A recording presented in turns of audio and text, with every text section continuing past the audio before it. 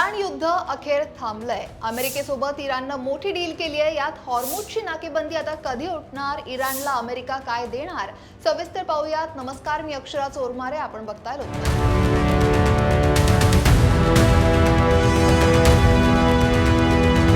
तर 28 फेब्रुवारीला अमेरिका आणि इस्रायलनं इराणवर केलेल्या लष्करी हल्ल्यानंतर या युद्धाची ठिणगी पडलेली।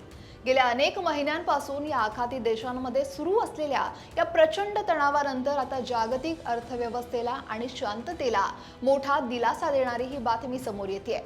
अमेरिका आणि इराण यांच्यात अखेर ऐतिहासिक शांतता करार झालाय। इराणच्या अधिकृत प्रसार माध्यमांनी दोनही देशांमध्ये 14 कलमी मसुदा कराराची घोषणा केली आहे।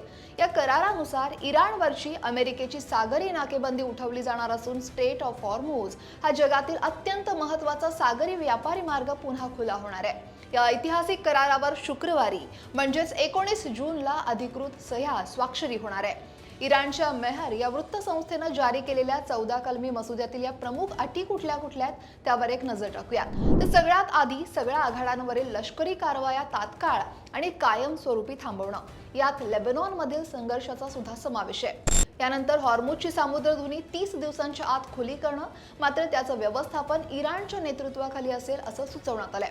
त्यानंतर अमेरिकेनं 30 दिवसांच्या आत इराणवरील नौदल नाकेबंदी हटवणं आणि इराणच्या सीमेजवळ सैन्यात कपात करणं। त्यानंतर इराणचा सुमारे 24 अब्ज डॉलर्सचा गोठवलेला निधी टप्प्याटप्प्यानं मुक्त करणं। इराणची अमेरिकेनं गोठवलेली 24 अब्ज डॉलरची फ्रोझन असेट ही संपत्ती, त्यातली निम्मी रक्कम ही मुख्य चर्चा सुरू होण्यापूर्वीच अमेरिका इराणला परत करणार आहे। अण्वस्त्र कार्यक्रमावर हमी, यात इराणनं भविष्यात अण्वस्त्र विकसित न करण्याची हमी देणं।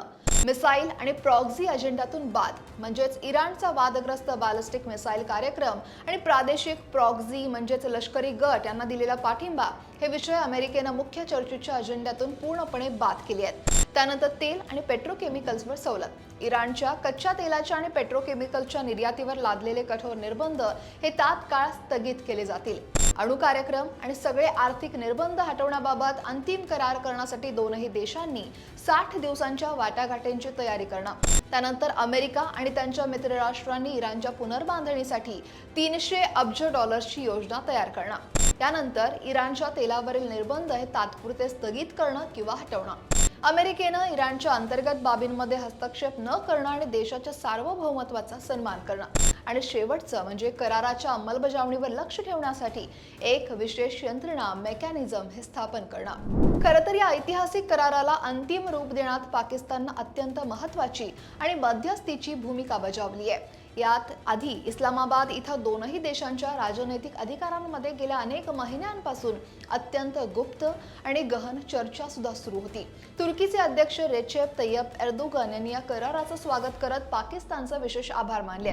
संपूर्ण जग या सुखद धक्क्याची वाट बघत होतं आणि पाकिस्ताननं हा करार घडवून आणण्यात मोठी कामगिरी केली असं एर्दोगन यांनी म्हटलंय। याशिवाय त्यांनी कतार आणि सौदी अरेबियाच्या कूटनीतिक सहकार्याचं सुद्धा कौतुक केलंय। इराणच्या सुप्रीम नॅशनल सिक्युरिटी काउन्सिलच्या सचिवालयानं याबाबत अधिकृत आणि आक्रमक निवेदन सुद्धा जारी केलंय। इराणनं अमेरिकन आणि जिओनिस्ट म्हणजेच इस्रायली शत्रूवर आपलं श्रेष्ठत्व सिद्ध केलंय आणि या कराराच्या अंमलबजावणीनुसार लेबनॉनसह सर्व आघाड्यांवरील युद्ध आणि लष्करी कारवाया आज रात्रीपासूनच कायमच्या थांबतील असं इराणनं स्पष्ट केलंय। मात्र अमेरिकेनं या करारातील आपल्या अटी पूर्ण केल्याशिवाय पुढची चर्चा पुढे सरकणार नाही असा इशारा सुद्धा यावेळी इराणनं दिलाय।